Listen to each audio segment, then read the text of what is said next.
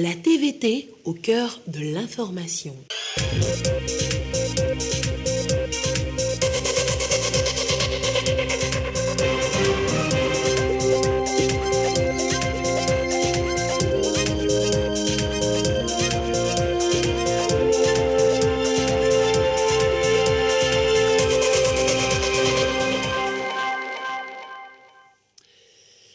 Bonsoir à tous, merci de votre attention. Dans l'actualité ce soir, un phénomène de plus en plus inquiétant, les grossesses en milieu scolaire, et c'est bien plus les jeunes filles à l'intérieur du pays. Comment mettre fin ou du moins freiner les envies? Eh bien nous irons à Tapouamé pour en savoir un peu plus avec Sylvain Raboutou. Le 27 avril, la fête de l'indépendance a célébré dans maintenant 7 jours. Chaque soir depuis mardi, nous vous proposons un reportage sur l'événement. Ce soir, parole aux jeunes. Quelle perception ont-ils de l'indépendance du Togo 62 ans après? Nous allons les écouter dans le journal. Son talent fait le régal des yeux. Il s'appelle Dr Shimano, artiste peintre, chanteur à la fois. Nous irons à sa rencontre avec notre caméra-woman Pascaline Abidi et vous allez sur le reportage enfant de journal. Voilà, madame, messieurs, le sommaire. Bienvenue. Voici le 20h. Après Gando, il y a près d'un mois, c'est Saint-Cassé dans la préfecture du même nom qui a accueilli ce jeudi le Conseil des ministres délocalisé. Les travaux présidés par le chef de l'État ont examiné un projet de décret portant attribution, organisation et fonctionnement de l'unité de partenariat public-privé. Examiner aussi le projet de décret d'application de la loi sur la police des étrangers au Togo, tout comme le projet de décret fixant les conditions et les modalités de défrichement. La santé mère-enfant a retenu également l'intérêt du Conseil. L'eau fournie par la T2, le tarif en vigueur dans les zones à faible taux d'accès a fait entre autres objets de communication. 3 en tout ont été présentés. Nous reviendrons plus en détail et en précision sur les dossiers de ce Conseil des ministres délocalisé ce jour à Saint-Cassé, au plus près des populations. Cela dit, on en vient à notre tout premier titre ce soir, les grossesses en milieu scolaire. Beaucoup de jeunes filles tombent en effet enceintes sur les bancs de l'école. Le phénomène prend des proportions inquiétantes. Il est temps donc d'agir. C'est vers à vous. De 2017 à 2020, 8631 cas de grossesse ont été enregistrés au niveau du primaire, secondaire 1 et secondaire 2. La recrudescence de ces cas de grossesse risque de tirer vers le bas les efforts du gouvernement en matière de promotion de la jeune fille. D'où cette rencontre avec les communautés pour identifier dans leur milieu les causes en vue d'élaborer des plans d'action communautaires visant la lutte contre ce phénomène et les mariages chez les adolescents. Il sera question et chaque canton se retrouve pour faire un peu le diagnostic des causes des grossesses dans son canton et de voir par rapport à sa réalité quelles sont les actions nécessaires qu'il faudra mettre en œuvre pour venir à bout de ce phénomène. Il s'agit de mettre en place des stratégies efficaces visant à maintenir les jeunes filles dans le système éducatif en vue de leur garantir un avenir meilleur. Un engagement auquel s'attelle le gouvernement. Vous convenez avec moi que cette situation, loin d'être enviable, hypothèque dangereusement l'avenir de nos filles en limitant leurs chances de se former, de réaliser leur potentiel et de contribuer pleinement au développement de leur communauté et partant de notre pays.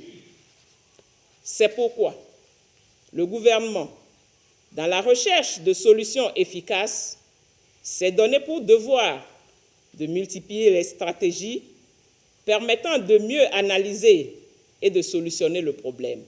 Cette formation a déjà eu lieu dans le Septentrion. Elle est aujourd'hui à la phase des plateaux, plus précisément dans la préfecture de Daï, et va se poursuivre dans les autres préfectures. L'ambition est d'amener les communautés à élaborer leurs propres plans d'action qui vont être consignés dans une feuille de route pour efficacement lutter contre les grossesses précoces en milieu scolaire. Agir, c'est aussi le mot d'ordre ici auprès de ces jeunes, vous allez le voir. La menace ici, c'est l'extrémisme violent. Et agir, c'est prévenir tout l'intérêt de la rencontre. À suivre maintenant avec le compte-rendu de Déborah Batik, Immaculée Baoué, avec Karine Hollande. Des jeunes leaders issus des organisations de la jeunesse. Ils ont été sélectionnés dans plusieurs quartiers du Grand Lomé à l'initiative du Conseil national de la jeunesse CNJ. Ces jeunes se forment pour aider à lutter contre l'extrémisme violent au Togo. Ceci a un double intérêt. D'abord, d'éviter les amalgames, d'éviter les stigmatisations qui parfois aussi causent des conflits. Et c'est pour cela d'ailleurs nous parlons de conversation communautaire. Bien éclairer la population sur ce que c'est que l'extrême violent, sur ses facteurs, sur les facteurs de basculement, afin qu'ensemble, de manière interactive et de manière concertée, les communautés elles-mêmes dégagent des pistes de solutions qui seront versées dans la stratégie nationale d'ailleurs que le Togo est en train de développer pour qu'il y ait en même temps une prise en compte, une prise en charge de cette question de la part de l'État, mais aussi une prise en charge de cette même question de la part des communautés qui viendront en appoint pour que véritablement le Togo puisse développer sa résilience. La première étape, c'est une étape de sensibilisation, une étape de formation pour que les jeunes qui sont déjà actifs au sein des organisations de la société civile, les organisations de jeunes, comprennent mieux le phénomène et comprennent aussi quel rôle ils peuvent jouer. Après Lomé, la formation sera rééditée dans la région des Savanes. 4 préfectures sont ciblées, Pendjal Ouest, Tone et Saint-Cassé. Il y a eu des mesures dites institutionnelles. Sur le plan législatif, l'introduction des infractions à caractère terroriste dans le nouveau code pénal de 2015. Et maintenant, sur le terrain, il y a eu depuis 2018 une opération qui se déroule dans le nord du pays, dans la préfecture de Pendjal, qui est dénommée l'opération Koundouaré, qui est chargée de protéger les frontières du Togo contre l'infiltration des groupes terroristes en provenance des États voisins. Face à la montée des menaces des djihadistes en Afrique de l'Ouest, le Togo est aux aguets et prend des dispositions qui s'imposent. Le pays veut compter sur la jeunesse pour mieux prévenir le phénomène. Alerte, nos mangroves disparaissent. Il faut agir là aussi et vite. Les députés togolais passent à l'action. Ils étudient depuis ce matin des tests pour en faire des outils de protection. Les précisions, Ramdan Bassina. Un regard à la loupe de l'enseignement technique et professionnel laisse voir des faiblesses. Formation peu adaptée aux besoins du marché de l'emploi, insuffisance du financement. La nouvelle stratégie veut rendre le sous-secteur plus dynamique et proposer des compétences pour l'emploi. Longtemps, nous avons formé pour former. Aujourd'hui, il y a nécessité de changer de paradigme. Nous devons maintenant former pour l'emploi. Il faut former les gens, il faut les capacités à contribuer à la création de richesses et d'emplois. C'est fondamentalement ce que la stratégie apporte de nouveau. Autre objectif affiché par la nouvelle méthode, réduire les inégalités dans l'accès à la formation.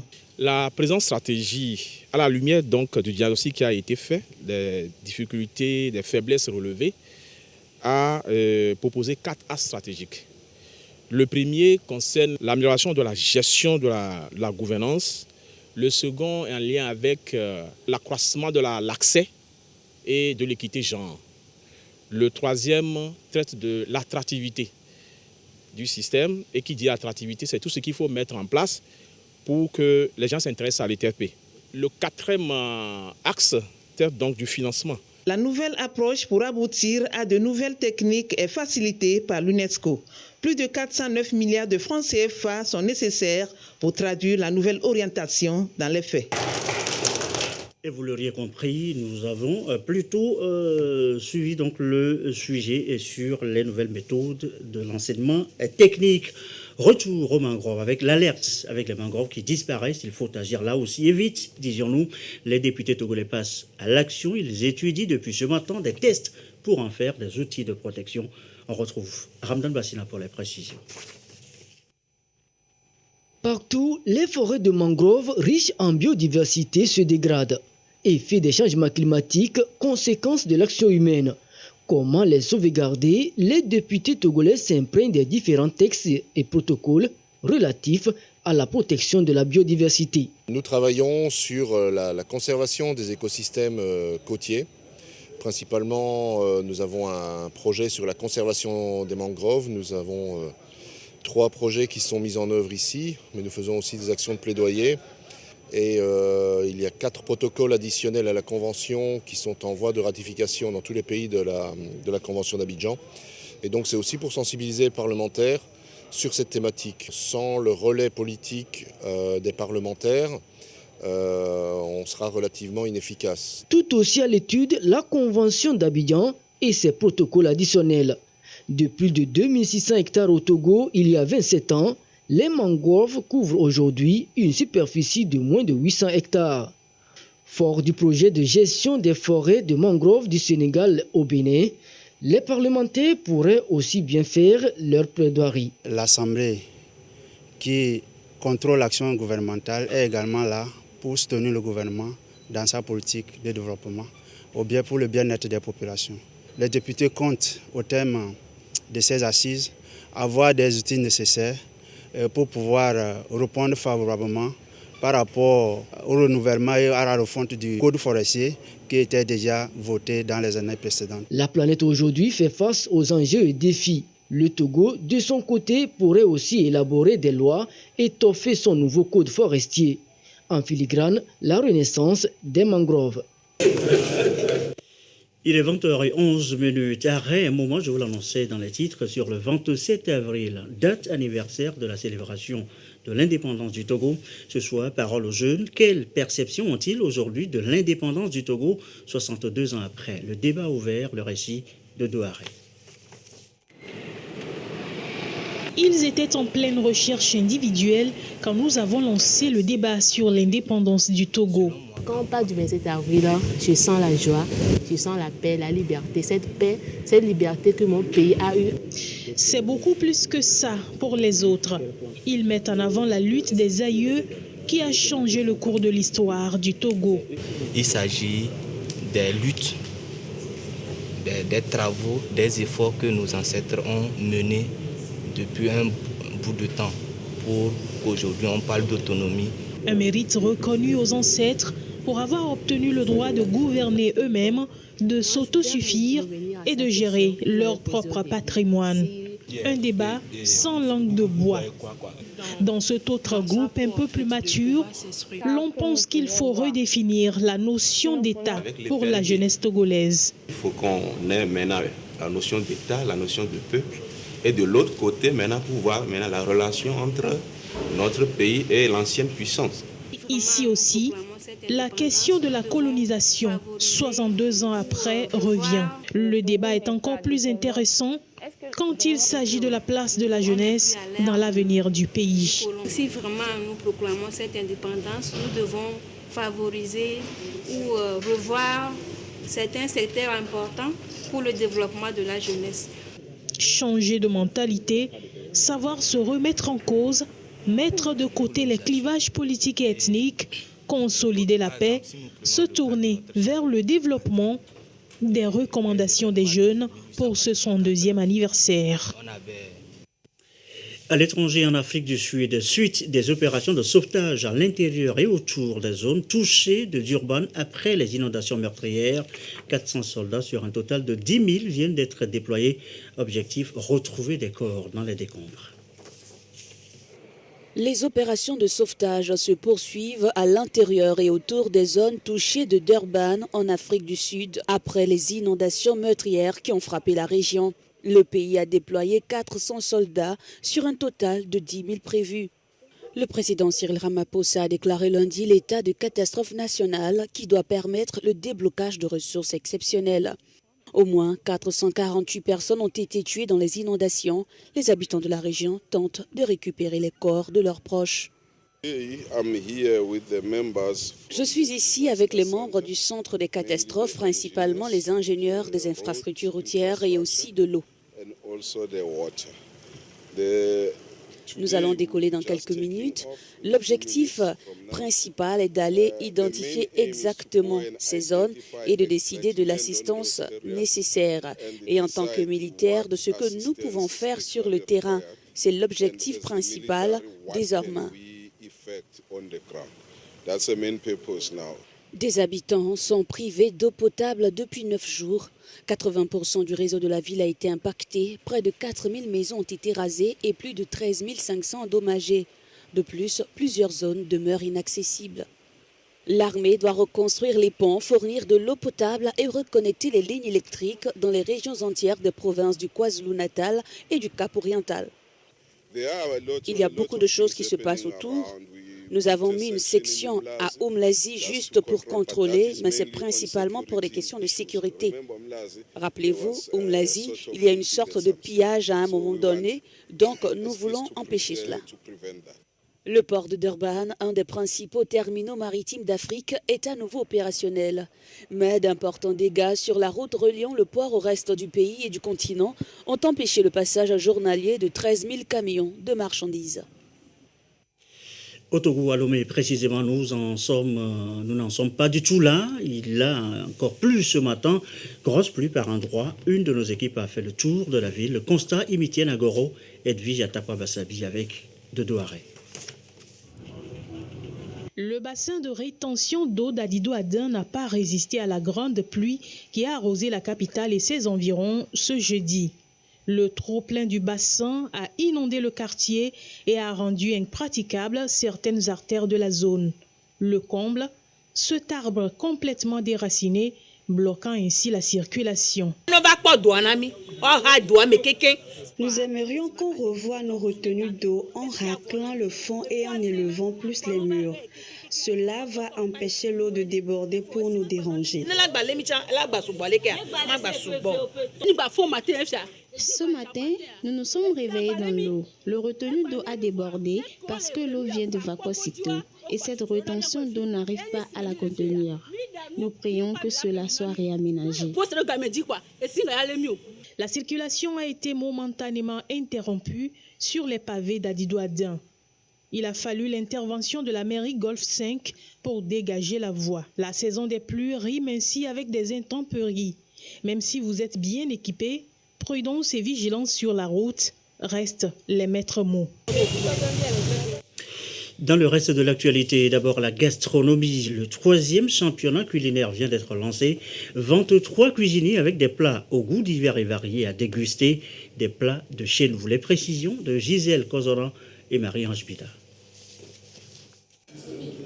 Des mets locaux et modernes au menu du championnat culinaire sur la gastronomie togolaise.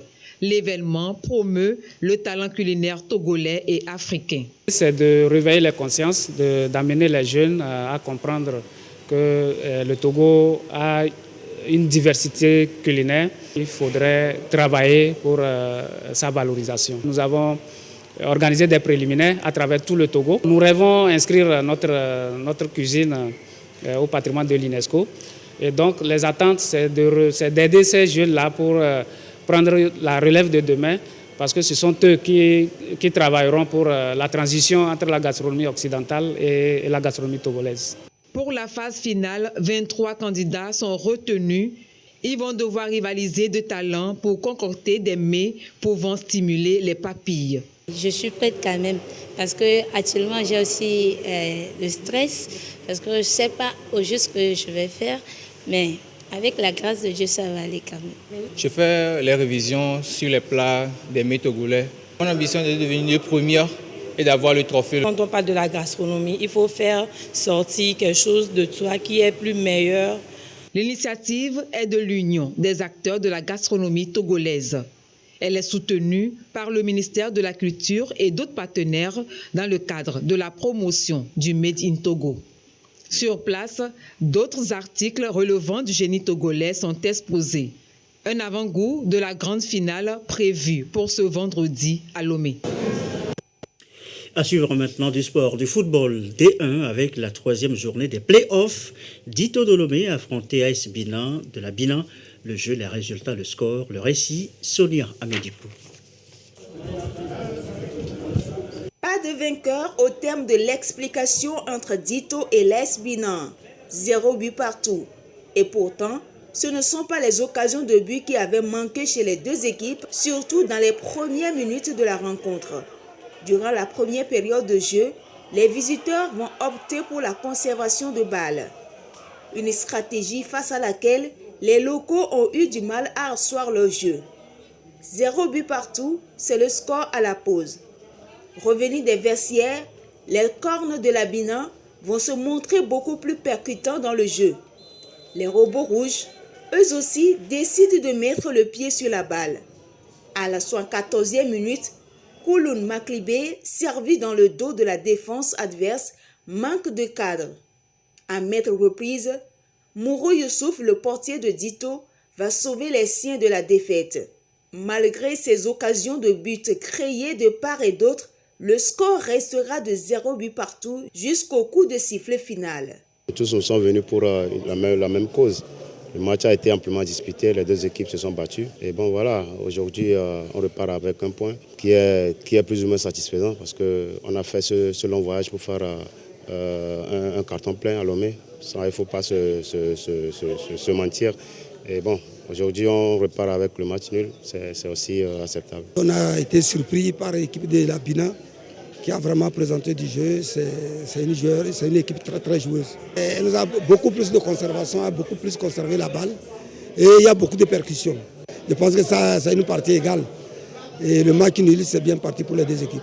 Après 2 victoires de rang, l'AS Bina est ainsi freiné dans son élan. Pour la 4e journée des playoffs, les poulets de Ouadja Lantam croiseront l'ASCO de Kara, une équipe qu'ils ont eu à jouer 2 fois déjà au cours de ce championnat, alors que Dito recevra AS Togoport dans le derby de la capitale. Et les joueurs de la Bina sont déjà de retour chez eux, dans la Bina, tenez, à bord d'un nouveau bus, cadeau des cadres de la préfecture, un encouragement aussi. Le sujet est en préparation, nous reviendrons là-dessus dans de prochaines éditions. On en parle très peu maintenant, mais le Covid existe toujours. Voici d'ailleurs le tableau du jour. Ce jeudi 21 avril 2022, la situation se présente comme suit. Le nombre de cas confirmés est de 36 973, avec 2 nouveaux cas depuis hier. Le nombre de personnes guéries est de 36 679. Le nombre de cas actifs est de 21 et le nombre de décès est de 273. Chiffre et communiqué rendu public par le ministre en charge de la Santé, professeur Moustapha Midiawan. On va maintenant à la fête, les 10 ans d'activité de WAPCO avec, vous allez le voir, un gros cadeau frappé aux initiales WAPCO. L'entreprise dessert 4 pays d'Afrique de l'Ouest en gaz naturel. Le film de l'anniversaire avec Sandra Bouche, Abozadacha et Ekoussala. C'est un gâteau symbolique pour inaugurer les 10 ans d'activité de WAPCO. 10 ans de fourniture d'énergie à 4 pays ouest-africains dont le Togo. Une présence marquée également par la réalisation des œuvres sociales. Moladé et Kwami en ont bénéficié dans le village de Betogbe. Oui, je peux dire que WAPCO m'a beaucoup aidé. Lorsque j'ai eu mon BPC, il m'a octroyé une bourse sur 3 ans qui m'a permis d'avoir mon baccalauréat deuxième partie. Après le BPC, il n'y a plus les moyens financiers pour prendre le métier. Donc quand WAPCO a lancé son programme, qui a dit les jeunes de la communauté de Betogbe, ils nous ont sélectionnés et c'est comme ça que ça a commencé. Simplement, moi je veux les remercier. C'est la résultante d'un travail collégial. À l'occasion, des distinctions sont décernées à des employés en guise d'encouragement. La société compte faire davantage pour les prochaines années. Nous allons continuer par nous appuyer sur ce que nous avons pu, ce qui a été notre force, qui est le travail en toute sécurité, pour que tout se passe vraiment bien, sans aucun incident. Ensuite, continuer par donner le gaz de qualité à travers donc, les 4 pays pour aider les États à atteindre leurs objectifs en faisant donc une extension sur le côté industriel. Parce que jusque-là, le gaz est utilisé pour produire de l'énergie électrique. La vision de WAPCO, devenir la locomotive régionale en matière d'énergie. Au-delà du Ghana, du Bénin, du Nigeria et du Togo, la société veut s'étendre à d'autres pays de la sous-région ouest-africaine. Et ces jours de fête également en Angleterre, la reine Elisabeth II souffle, vous allez le voir, ce jeudi, ses 96 bougies. Second anniversaire sans son mari, le prince Philippe, décédé l'année dernière. Des tirs de canon depuis la tour de Londres et Hyde Park ont marqué l'événement. Une fanfare militaire a fait résonner le joyeux anniversaire pour l'occasion. Allez, on referme ce journal par de l'art de Dr Chimano, l'artiste aux multiples génies, artiste peintre, chanteur. Pascaline Abidi, notre camérawoman, est allée à sa rencontre et le reportage donne ceci. Regardez. Plus de 2 ans de Covid et des dégâts dans tous les secteurs d'activité. La culture n'y a pas échappé. Au grand marché de Lomé, Dr Chiamo, artiste peintre, est resté envers et contre toutes les difficultés. Un climat morose, des clients absents, il continue pourtant à créer.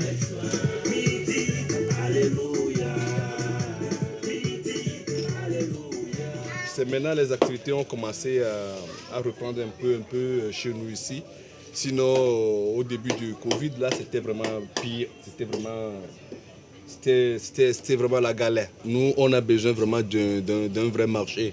Ici, c'est nous-mêmes qui ont créé ici. Alors que nous, quand on voyage un peu dans la sous-région, on voit nos collègues de la sous-région, on voit qu'ils ont tous des centres d'art bien équipés. Mais nous aussi, on veut ça aussi, on veut que notre centre soit bien équipé. Il faut qu'on ait tout ce qu'il faut pour que les artistes soient à l'aise. Tout compte fait, on ne peut pas se réveiller pour rester à la maison et se plaindre pour rien. Donc du coup, moi, à chaque fois quand je viens, je travaille parce que je sais que le travail libère l'homme. C'est l'homme qui fait l'homme. Le constat est amer. Moins d'affluence, moins de ventes, plus de difficultés à vivre de son art. Pourtant, Chiamo n'a pas perdu son inspiration. Il lui reste beaucoup de tableaux à peindre. Il lui reste surtout à faire partager son talent et son amour de l'art aux visiteurs du grand marché de Lomé.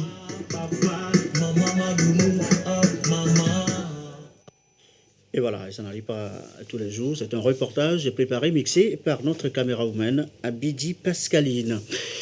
Je vous l'annonçais en début de journal, après Gando, il y a près d'un mois, c'est Saint-Cassé, dans la préfecture de même nom, qui a accueilli ce jeudi le Conseil des ministres délocalisés. Il s'est donc réuni là, ce jeudi. Les travaux présidés par le chef de l'État ont examiné un projet de décret portant attribution, organisation et fonctionnement de l'unité de partenariat public et privé. Examiner aussi le projet de décret d'application de la loi sur la police des étrangers au Togo, tout comme le projet de décret fixant les conditions et les modalités de défrichement. La santé mère-enfant a retenu également l'intérêt du Conseil. L'eau fournie par la TDE, le tarif en faveur des zones à faible taux d'accès a fait, entre autres, objets de communication. 3 en tout ont été présentés. Nous reviendrons plus en détail et en précision sur les dossiers de ce Conseil des ministres délocalisé ce jour à Saint-Cassé, au plus près des populations.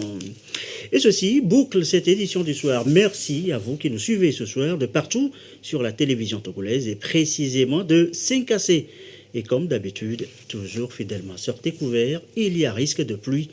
Très belle soirée.